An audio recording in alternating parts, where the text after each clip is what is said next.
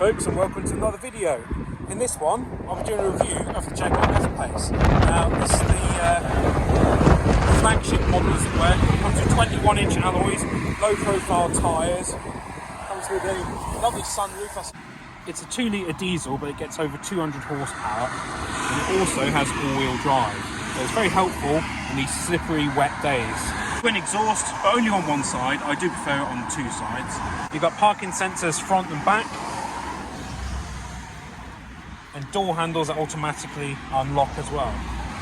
As part of this pack, you also get these little flags on there and some details on the inside, which I'll show you now. Boot space is good. There's plenty of lugs to hold things down, as well as what would normally be a spare tyre, but there isn't one in this. Storage in there, lights, and of course the ability to power things from in here as well.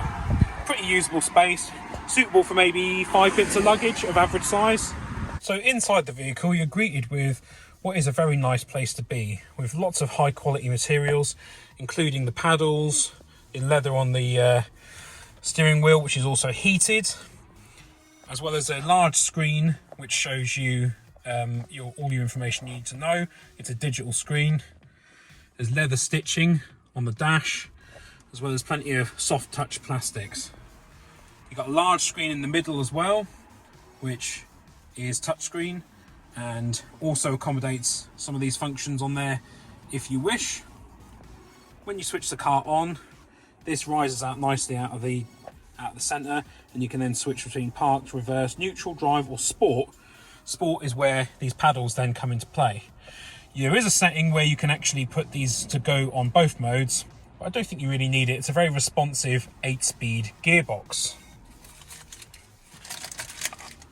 Plenty of storage in and around here. Got an electric handbrake. You've got loads of settings on here, which I'll show you in a moment. Glove box, all that standard stuff. Dual zone climate control, which is very, very useful to have. And plenty of space in the back as well. It's not the biggest SUV, but it is a good size. You also have an auto dimming rear view mirror. So let's go ahead and switch it on. So to do that, we put our foot on the brake. We make sure that the Jaguar key is in the car with us, and we press that start button. That unlocks the steering wheel and puts the display on here as well. It's a very high resolution display. It tells you all the information, like I said, that you need to know. If you press the menu button here, you've got loads of information in there. Loads of different settings you can have, including lane assist. I'm not a big fan of lane assist, but there's loads of settings you can have on here. And it's very easy to use from the steering wheel, and doesn't even really distract you driving.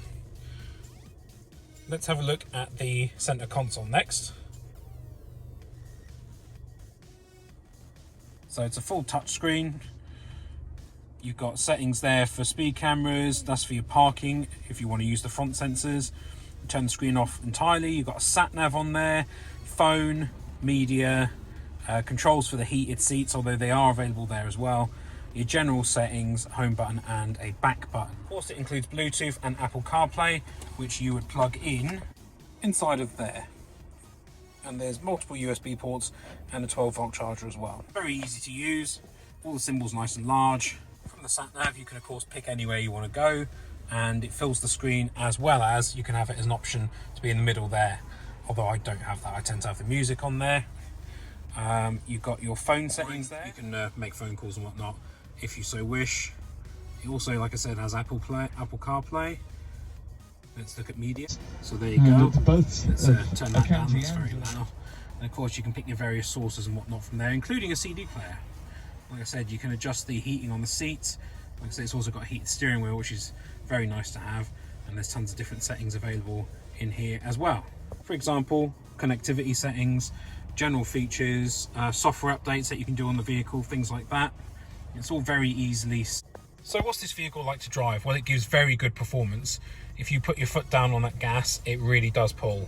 It's not a sports car, but it's definitely a more high performance version of this car and will outperform most things that you find on the road.